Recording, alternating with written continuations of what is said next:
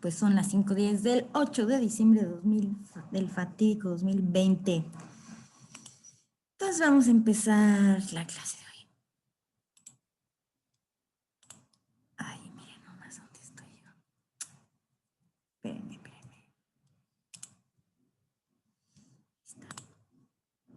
Ay, ese 3 no va ahí. Bueno, pues bueno, están pendientes algunos trabajos todavía. Se supone que tienen el día de hoy todavía para entregar.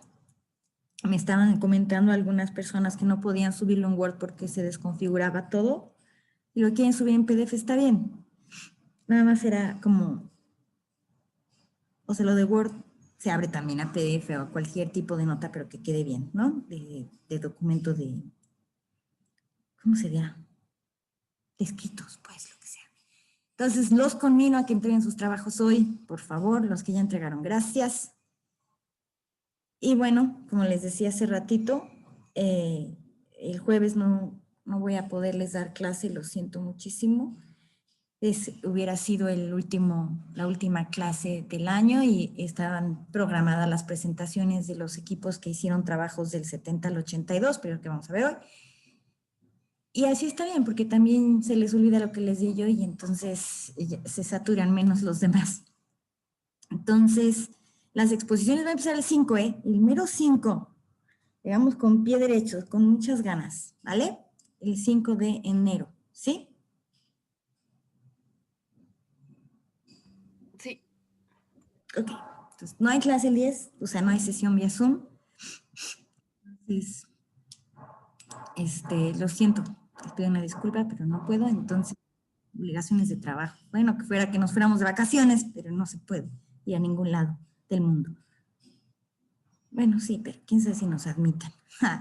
Bueno, ok, entonces hasta ahí lo administrativo. ¿Alguna duda de estas cosas? No, profesora, ninguna. Bueno, ok. Pues empezamos con los repasos de todo lo que ya vimos, ¿no? Los instrumentos de la medición, vimos cómo está hoy el país, qué tanto se produce, cómo ha evolucionado esa producción, qué se realiza, dónde se realiza. Perdón. Por entidad federativa, cómo se distribuye la riqueza, cómo estamos en comparación con otros países, y de acuerdo con el informe de las finanzas públicas de la Secretaría de Hacienda, que lo emite cada 3 meses, es cómo está la situación económica actual, cómo están las finanzas públicas y la parte de desarrollo social con base en los estudios, evaluación y documentación de Coneval. Eso ya vimos, y también empezamos a ver la historia y esta grafiquita que hice yo de la serie que ustedes también habían preparado, desde el 900 hasta el 2000, ya no sale ahí, pero debe ser 20, 16, 18. La serie del PIB, ¿no? Con sus cambios aquí en amarillito. Este mismo periodo, pero población total y PIB per cápita. Y vemos aquí grandes crecimientos, esto lo vamos a ver hoy. Y luego cómo empieza toda esta parte acá, pues de inestabilidad, por decirlo así, la estabilización del barco, que es el siguiente periodo, y después cómo empieza crecimiento otra vez. Y bueno, empezamos a ver, de acuerdo con el libro de Carlos Tello, un poco de historia del país dividida en periodos que él dividió así, pues, una segmentación de los periodos de tiempo, de los cuales ya vimos el marco internacional para todos estos periodos. Primero, que es la formación del Estado Nacional, ¿no? El segundo, que es el Estado nacionalista, el tercero, que es el Estado promotor, y el cuarto, que es el desarrollo estabilizador. Todos esos 4 periodos ya los vimos. Estos nombres son los que tiene Carlos Tello en su libro, y siempre les pongo la referencia para que vayan viendo por capítulo que dice el señor Tello, pero yo les hago un resumencito aquí, ¿no? Y bueno, esta fue la evolución del PIB y del PIB per cápita en el primer periodo, ¿no? Que va del 21 hasta el 34. Esta fue la del Estado nacionalista, donde ya empieza a haber más crecimiento, ¿no? Y la del Estado promotor, que continúa el crecimiento, como se puede ver, como ligero bajo en el 53 acá. nada más que allí hubo dos evaluaciones bastante fuertes, a partir del 47 y hasta el 49 y después en 1953 y 54. Después se mantuvo el tipo de cambio en 12.50 y tenemos el desarrollo estabilizador, que pues aquí es un resumen de PIB per cápita. Pueden ver cómo se expandió del 54 hasta el 70 y también vimos, pues no hay aquí una grafiquita del tipo de cambio porque una de las características del desarrollo estabilizador, si se acuerdan, pues era la estabilidad de los precios, tanto del tipo de cambio como de las tasas de interés y en general de los precios, ¿no? Y bueno, vamos a seguir ahora. Estas son las referencias básicas, como les digo, principalmente el libro de Carlos Tello, en el desarrollo estabilizador todavía y este documentito de Moreno Bride y de Bosch, que es bastante fácil de leer y muy ilustrativo.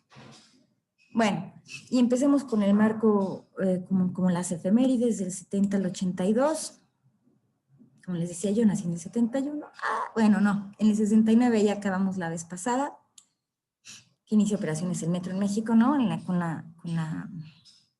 Desde Chapultepec hasta Zaragoza. En 1970 se celebra la Copa Mundial de Fútbol en México. En ese año también se separan los Beatles. En ese año también mueren Janis Joplin y Jimi Hendrix. ¿Alguien sabe quiénes son? Pues sí. Es el primer presidente socialista elegido democráticamente en el mundo, en Chile. Fue en 1970. Después lo matan, pero aquí todavía lo matan en el 73, ¿no? Sí. Se crea la primera línea de larga distancia entre México y Estados Unidos, se construye la línea 2 del metro y nace la ley del Departamento del Distrito Federal, que así se llamaba, con sus 16 delegaciones. Hoy es la Ciudad de México, no es un departamento. Es una entidad federativa, no es un estado, es una entidad federativa. Y se conforman las 16 delegaciones en 1970 y nace el IMSS.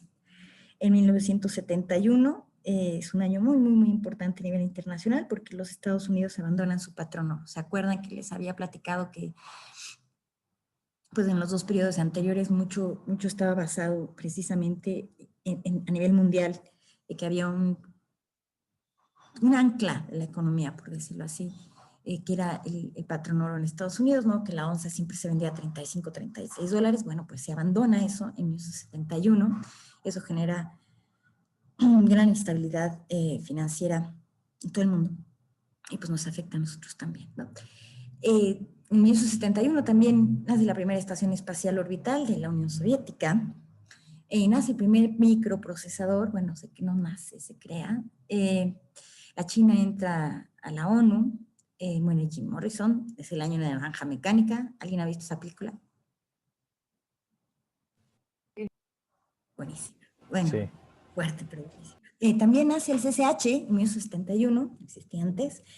Nace el Consejo Nacional de Población, es el año de la matanza de los halcones. Nace el CONAFE, que es el Consejo Nacional de Fomento Educativo, y también es el famosísimo concierto de Avándaro, que era nuestro, ¿cómo se llama el gringo? Ay, se me fue. Bueno, un concierto ahí en Avándaro, donde todos se ponían locos. Era Woodstock, ¿no? Nuestro Woodstock. Woodstock. Ándale, nuestro Woodstock en Avándaro. Fue un escándalo para los papás y demás. Lo estaban haciendo, yo no pude ir, pero hubiera ido seguramente. En 1972 es el año del Watergate. ¿Alguien sabe qué es eso? ¿No? Pues es el escándalo de Nixon en Estados Unidos, ¿no? Él se grababa todas sus conversaciones y hay unos periodistas. Hay una película muy buena, Cuarto Poder, creo se llama. Y pues es básicamente, se revelan todas estas conversaciones que tuvo Nixon y se revelan un montón de cosas que hacía que no debió de haber hecho. Es un escándalo y tiene que abandonar la presidencia de Estados Unidos. Él en el 71 fue el que decidió el abandono del patrono en Estados Unidos. Hay un ataque en Múnich, ¿saben de ese ataque? En las Olimpiadas, ¿no? No.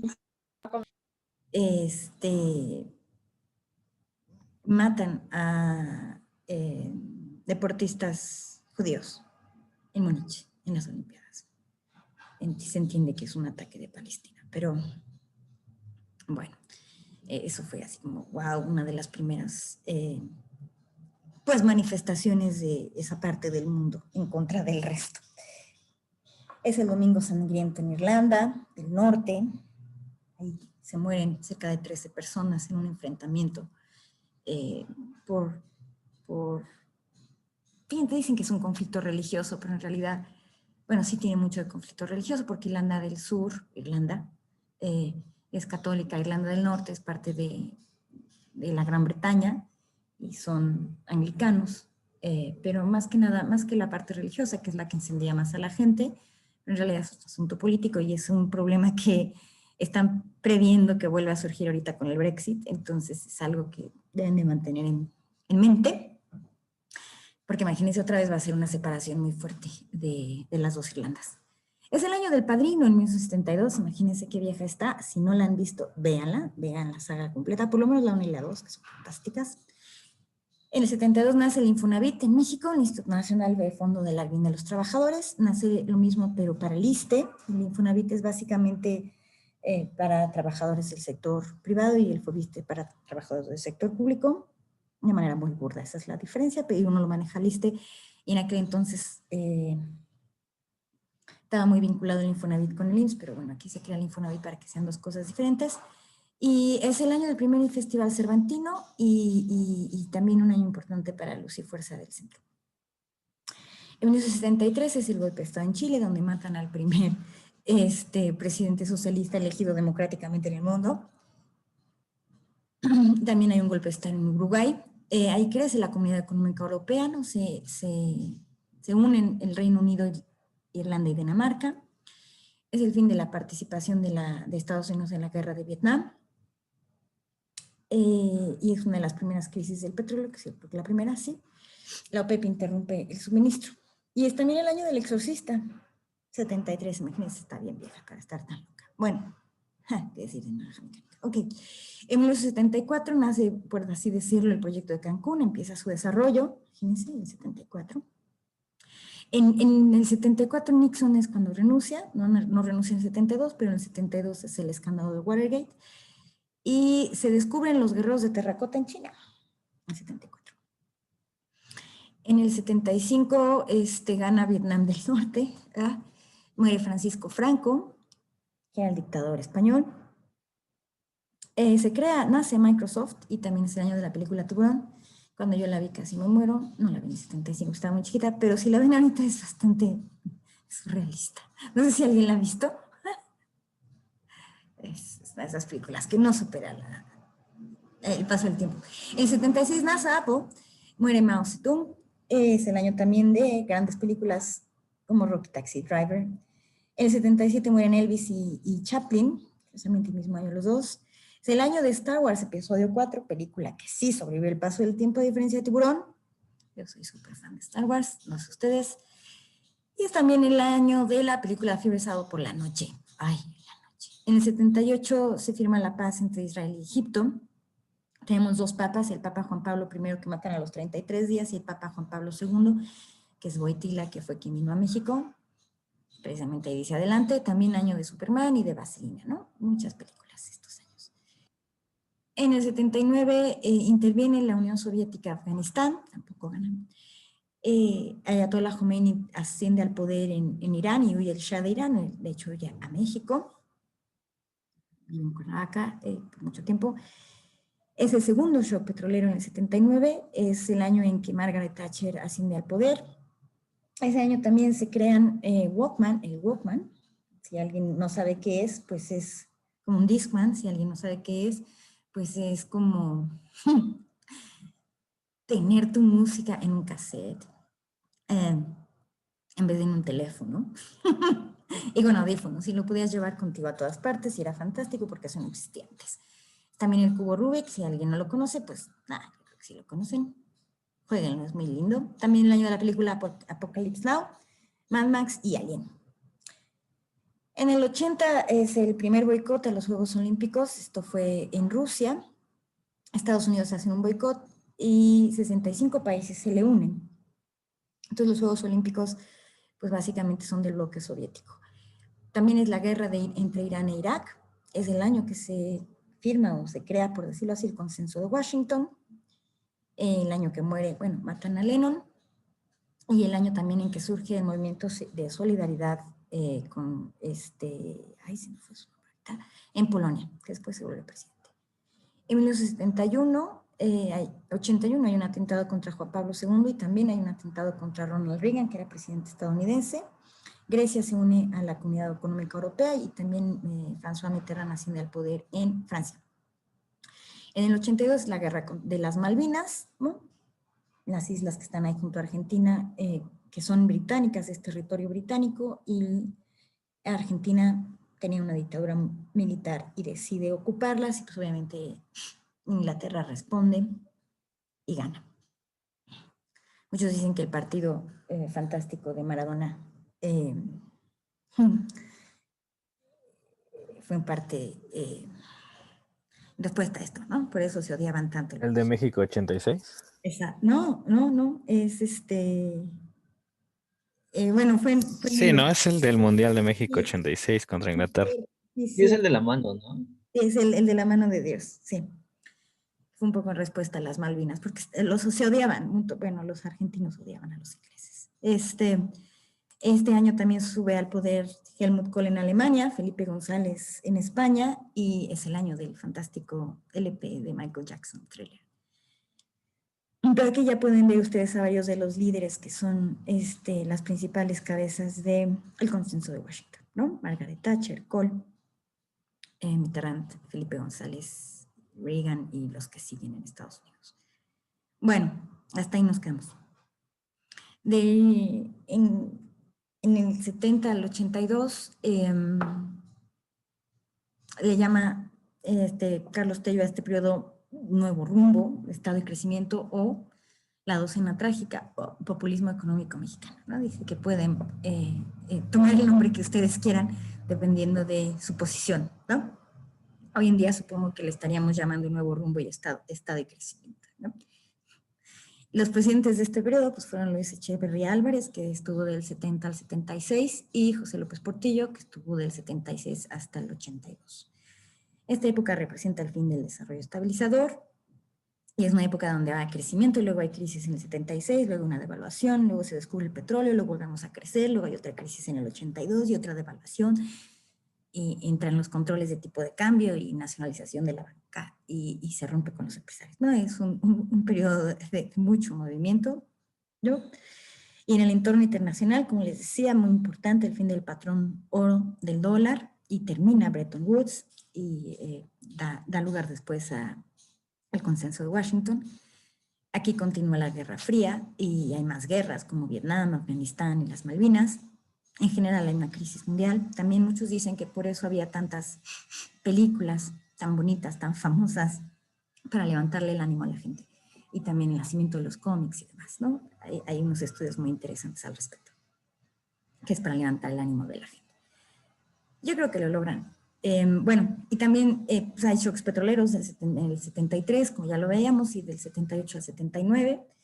Y como les decía, pues nace el consenso de Washington, que es una postura total y completamente neoliberal, ¿no? Bueno, al inicio del periodo México era visto como un país muy afortunado porque teníamos crecimiento económico, teníamos solidez monetaria, teníamos solvencia crediticia y teníamos suficiente estabilidad, sobre todo en comparación con el resto de América Latina, ¿no? Que no teníamos tantas crisis y conflictos como ellos. En los últimos 35 años, pues había sido radicalmente transformado el país, ¿no? De una economía agrícola y rural a una urbana industrial. El crecimiento de la productividad se había dado por cambios en la estructura de producción, ¿no? Sobre todo por la industria del petróleo, la electricidad, la minería y la manufactura. Y pues bueno, del 35 al 70 había la expansión de la red carretera se multiplicó por más de 10, ¿no? Pasó de 5.000 a 70.000 kilómetros. La capacidad instalada de energía pasó de 550.000 a 7.5 millones de kilowatts. La producción del petróleo crudo se multiplicó por 4. La superficie de riego creció de 160.000 a 3 millones de hectáreas. Y hubo una expansión bastante fuerte de servicios de educación, salud y seguridad social, nada más que el problema fue que estuvo concentrada en centros urbanos. Sin embargo, los salarios no crecieron a la misma tasa de la productividad, la producción de bienes y servicios básicos estuvo estancada, se acumuló el desempleo, la satisfacción de las necesidades de los servicios educativos de salud y de vivienda quedó rezagada a pesar de la expansión. Esto tuvo mucho que ver con el crecimiento poblacional. La autosuficiencia alimentaria pues entró en riesgo y había, por supuesto, derivado de ello, grandes diferencias regionales entre el campo y la ciudad. Pues ya me van a cortar en 10 minutos. Entonces, si se corta, pues nos tenemos que salir, pero la volvemos a empezar. ¿Está bien? Sí, profesora. Sí, profesora, de acuerdo. Ok, bueno, nos va a cortar, pero pues yo le voy a seguir. Y luego nos volvemos a meter. Ay, mira, ya somos 14. Una concentración de la propiedad de la tierra y de la maquinaria y de crédito. Todo esto en zonas de desarrollo y pues esto minó el potencial de desarrollo agrícola del país y eso arrastró pues, a toda la economía en su conjunto, ¿no? Ya ven que habíamos visto que pues, la parte de la industria había crecido un poco en deterioro de lo rural y pues esto al final tuvo sus consecuencias y pues ya no tenía esa fuente de crecimiento, pues entonces no iba a poder seguir creciendo, ¿no? Luego tenemos que las empresas transnacionales participaban entre el 35 y 40% de la producción industrial del país, que era mucho. Y el modelo de sustitución de importaciones pues empezó a debilitar. ¿Por qué?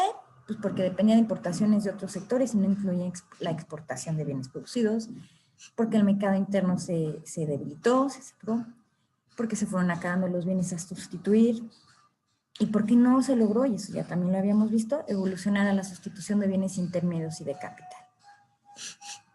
Y además, pues como estábamos manteniendo costos sin afectar intereses, ya les platicaba la vez pasada, ¿no? Los impuestos y los precios para los empresarios, los precios de garantía, los bajos impuestos para empresarios, pues eso necesariamente iba arrinconando al gobierno. Y bueno, aquí podemos ver es un cuadro comparativo del gasto gubernamental como porcentaje del PIB en 1970 y pues vemos que somos de estos países aquí de América Latina, pues sí, el penúltimo lugar, ¿no? 13% nada más. Y bueno, el crecimiento de las ciudades quedó descontento, ¿no? Y no hubo una adecuación institucional adecuada, o sea, cambió la estructura económica, pero no cambió lo suficientemente rápido la estructura institucional. Y eso obviamente generó descontento, ¿no? El régimen dependía de la capacidad represiva y de los sectores que la ejercían, de la clase social dominante y del financiamiento vía crédito, ¿no? El encaje legal, el manejo del tipo de cambio de los impuestos y del crédito externo. Y bueno, ya yéndonos a detalle con Luis Echeverría Álvarez, que fue el primer presidente. A ver, permítanme tantito.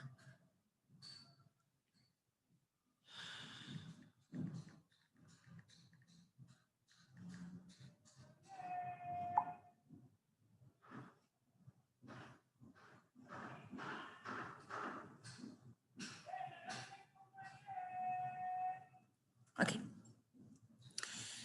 El periodo de Luis Echeverría, pues quería cambios en política económica y le llamó desarrollo compartido, ¿no? Hay que reafirmar el poder rector del Estado, hay que fijar un rumbo, un ritmo de desarrollo, y se invita a la iniciativa privada a participar con responsabilidad social y nacional. Es muy importante en esta época, aunque a lo mejor no lo crean, pero sí es muy importante la parte de la planificación familiar, porque como les decía, si bien se expandieron los servicios, pues no alcanzó, porque estaba creciendo muy rápido la población. Como ustedes saben, eso es exponencial y si no se pone un freno rápido, pues luego caímos como la India, nomás que no caemos. Entonces se crea la Ley General de Población, se hace una campaña fortísima de planificación familiar y por ello, por las teorías poblacionales, pues se crea el Consejo Nacional de Población. En esta administración el gasto público va crecientemente al fomento agropecuario y el desarrollo rural, porque como veíamos también, pues se había debilitado mucho al campo, se invierte mucho en infraestructura y en créditos, y en la parte de bienestar social, ¿no? Porque como les decía, se había invertido, pero no era suficiente todavía porque teníamos mucha gente. También se atienden las demandas obreras, sobre todo por la parte del aumento del salario, porque como vimos no se aumentó de manera correspondiente con su productividad en el periodo del desarrollo estabilizador. Y todavía se busca una participación más activa del sector público en defensa de las economías de las clases populares, ¿no? Que nace en el FONACOT, que es el Fondo Nacional de Crédito, no sé qué es la O, ¿qué es la O? Me acuerdo, a los trabajadores, la CONASUPO, que ya habíamos hablado de ella, y muchas empresas públicas. Y se aumenta la participación del sector público en estas empresas públicas.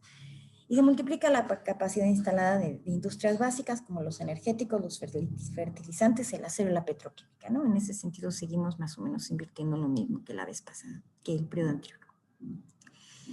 Y los cambios en política económica que sigue aquí en esta parte, también se promueve la inversión privada.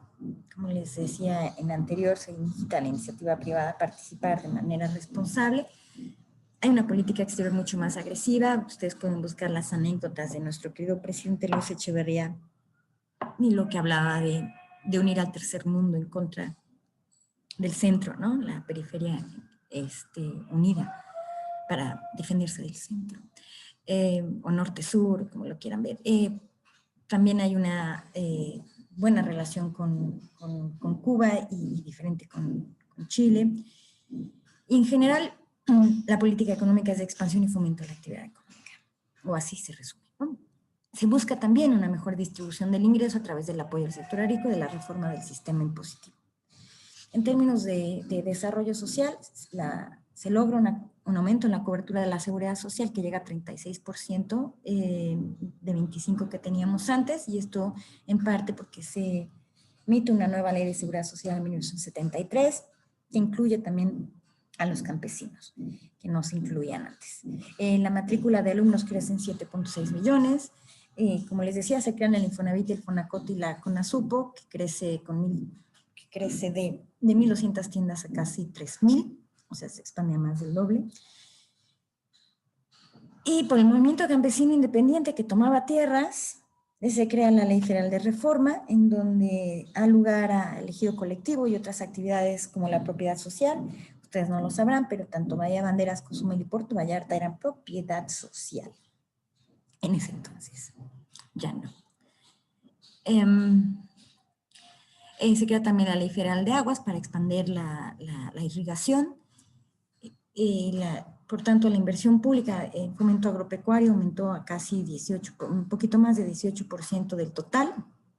Es un crecimiento considerable. Y se fortalece el Programa Integral de Desarrollo Rural, se da educación técnica, se invierte en infraestructura, como ya dije, y mucha cooperación, ¿no? Las cooperativas y todo esto. Y por parte del movimiento obrero, como se crean sindicatos nuevos y están fuera del sindicalismo oficial, pues el salario real crece, de los trabajadores organizados, por supuesto, y la participación de los ingresos en las remuneraciones crece también, llegando a 44% en el 76, que había tenido un 38% en el 71. Ahí.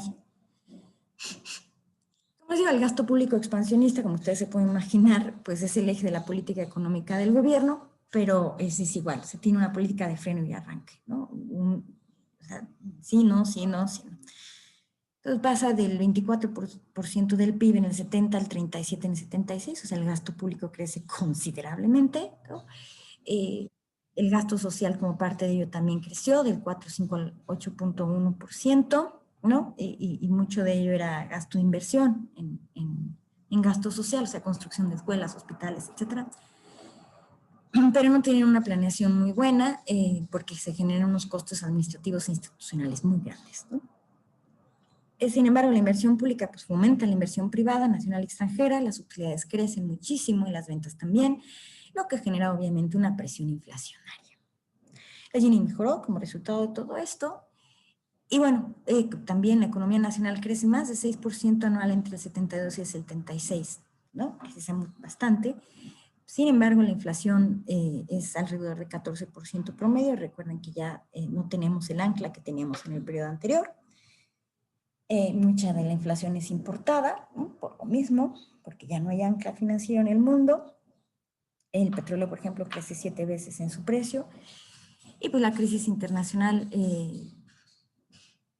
genera también un problema de balanza de pagos en esta época. Y bueno, no teníamos un gasto que estuviera adecuadamente financiado. Se quiso hacer una reforma fiscal, como